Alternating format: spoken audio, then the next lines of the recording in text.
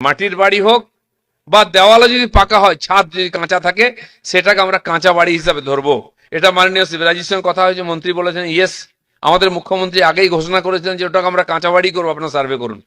সেজন্য যারা সার্ভে করতে গিয়ে ভাবছে কি করব, কিচ্ছু ভাবা দরকার নেই। তার ছাদ নাই, পাকা ছাদ, তো এটা কাঁচা বাড়ি ধরতে হবে, তাকে আমরা সুবিধা দেবো, জেনে রাখুন। সেই জন্য যারা এটা নিয়ে একটুখানি সন্দেহের মধ্যে আছে, তাদের পরিষ্কার বলে দেবেন, যদি একটা দেওয়াল, দুটা দেওয়াল, তিনটা দেওয়াল থাকে, সাধারণত টালির বাড়ি করলেও 3 ফিট অব্দি পাকা দেওয়াল করতে হয়, নাহলে জল বৃষ্টিতে ঢুকে যায়। সেটাকে আমরা কাঁচাই ধরবো। পাকা ছাদ নাই তো কাঁচা বাড়ি, এটা ধরে নিন, সেভাবে সার্ভে করুন। বাকি সরকারের সঙ্গে আমরা কথা বলে নেব। আর এইবারে যে আবাস যোজনার নাম আপনি যদি না ঢোকান, আবার কবে সার্ভে হবে?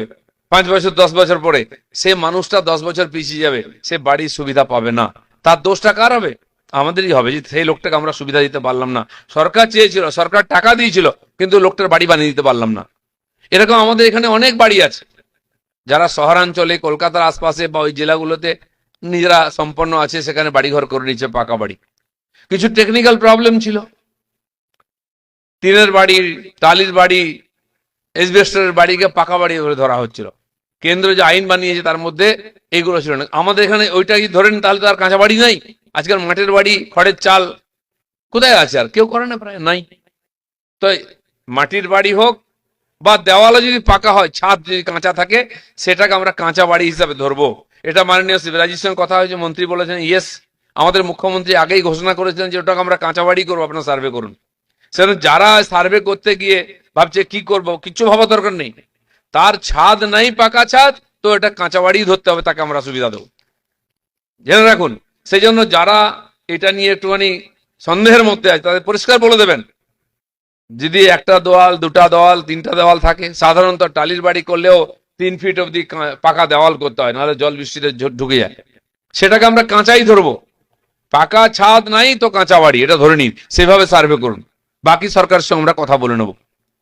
তো রুল করা হয়েছে কাজের সুবিধার জন্য, রুল আবার পাল্টাবো আমরা। যেমন পঞ্চায়েতের রুলকে আমরা পাল্টেছি সাধারণ মানুষকে পরিষেবা দেওয়ার জন্য। একজন প্রধান 2 মাস 3 মাস আসছে না, তার ব্যক্তিগত সমস্যা হতে পারে, তার রাজনৈতিক সমস্যা হতে পারে, কিন্তু তার এলাকায় যে 15-20 হাজার 30 হাজার লোক আছে, তার সমস্যার সমাধান কে করবে? একটা সার্টিফিকেট নেওয়ার জন্য একটা লোক 3 বার 4 বার আসছে যাচ্ছে। আমাদের এখানে পঞ্চায়েত একটা অনেক বড় বড় 10 কিলোমিটার দূর থেকে আসতে হয়, যাতায়াতে খরচা আছে, সময় আছে। তার বাচ্চার জন্য সার্টিফিকেট চাই, স্কুল ভর্তি হতে হবে, বার্থ সার্টিফিকেট, ডেথ সার্টিফিকেট চাই। এমনকি এই যে যারা কাজ করছে নারেগাতে, এখন জিরামজিতে, গত মাসে তো নারেগা ছিল, কাজ করেছে, তার পেমেন্ট হচ্ছে না। কারণ কি? প্রধানের সই ছাড়া তার হবে না, ব্যাংক থেকে টাকা যাবে না। এখন আবার কাজ শুরু হয়ে গেছে, তো প্রধানের ইচ্ছা অনুযায়ী তো পেমেন্ট হতে পারে না। অনেক ভিডিও শুনেছি, প্রধানের বাড়িতে খাতা পাঠিয়েছেন সই করার জন্য, কিন্তু এখানে সভাটা কে করবে? গ্রাম সভা। গ্রাম সভায় ডিসিশন না নিলে অনেক কাজ আটকে যাবে, রাস্তার কাজ হবে না, অন্যান্য কাজ হবে না, নূতন সংযোজন হবে না। সেই জন্য খালি পঞ্চায়েতের প্রধানকে আমরা সই থেকে বিরত করেছি, সেটা সেক্রেটারি করবেন। সরকারি একজন অফিসার আগে ছিলেন এক্সিকিউটিভ অ্যাসিস্ট্যান্ট, তার সঙ্গে আর যুক্ত হয়ে যাবেন সেক্রেটারি। প্রধানের সই না হলে হবে, কিন্তু দায়িত্ব দেখাশোনার দায়িত্ব প্রধানের আছে, তাকে জিজ্ঞেস করে মতামত নিয়েই সব কাজ করতে হবে। সেক্রেটারি বা এরা নিজের মতো করতে পারেন না।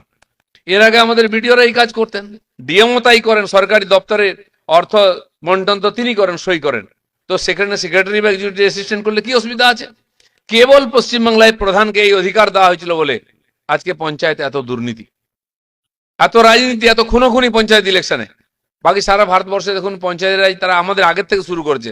বোধহয় 59 সালে শুরু করেছিল রাজস্থানে, প্রথম পঞ্চায়েতি কানুন শুরু করে ওরা। আমরা 73 সালে সেটাকে অ্যামেন্ডমেন্ট করে ভালো করে পঞ্চায়েত রাজ আইন লাগাই। তো সেখানে তো সমস্ত রাজ্যে লেগে গেছে, সেখানে প্রতি 5 বছর ইলেকশন হয়, কেউ মারা যায় না। সেখানে প্রধানদের এত দুর্নীতির দায় নাই, কারণ এখানে সিপিএম আমল থেকে এটা করা, তাদের হাতে এই অধিকার দেওয়া হয়েছিল, লুট করার অধিকার, মানুষকে হ্যারাস করার অধিকার। ফলে আজকে এই পঞ্চায়েতে এত সমস্যা, এত গন্ডগোল।